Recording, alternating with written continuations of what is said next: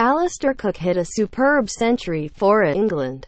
Picture, Getty. Alastair Cook and Stuart Broad hit back at their critics as England charged into a dominant position on day 2 of the 4th Ashes Test in Melbourne, with the urn already lost after Australia took an unassailable 3-0 lead in the series. England are playing for pride in the final 2 matches and enjoyed arguably their best day at the office. Broad, 4-51, impressed as the hosts were bowled out for 327, losing 5 wickets for 13 runs, before Cook scored a superb century as England reached the close at 192-2. Morning session. Steve Smith and Shaun Marsh returned to the crease this morning, with Australia hoping to bat out the majority of the day and take full advantage of the platform set by Centurion David Warner. Tom Curran, the England debutant, had other ideas, however, and soon claimed his maiden Test wicket by knocking over Smith for 76. Tom Curran celebrates the wicket of Steve Smith. Picture, Getty. Mitchell Marsh, who scored a fluid 100 in Perth last week and combined with Smith to share a record-breaking 301 partnership, was the next to go as he played on an innocuous delivery from Chris Woakes. The elder of the Marsh brothers, Shaun, continued his fine form in the series with a half-century but failed to push on, missing a ball from Broad that cut back and crashed into his pads.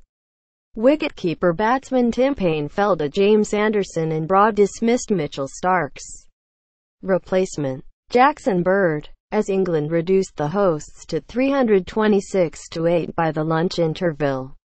Afternoon session. The momentum continued after the break. Cook held on to a neat catch at slip as Pat Cummins, who appeared to be struggling through illness, departed to provide Broad superb figures of 4-51 from 28 overs. Anderson claimed the final wicket, trapping Nathan Lyon LBW as Australia were bowled out for 327. After being 260-3 at one stage, England's bowlers impressed on day 2.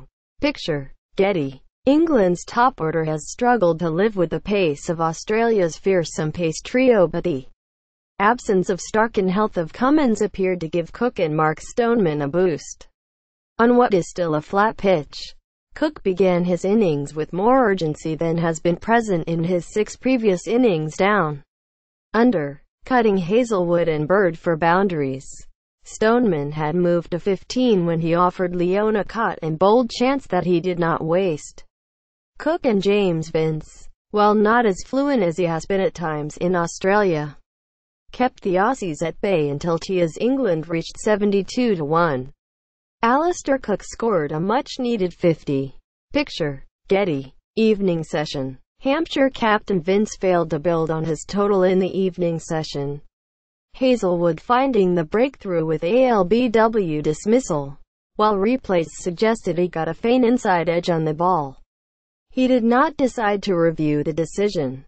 Cook, joined by skipper Root, soon moved to his first 50 of the tour as he drove the struggling Cummins down the ground for 4. The former England captain was handed a lifeline on 66 as Smith put down a tough chance at slip-off the bowling of all-rounder Marsh.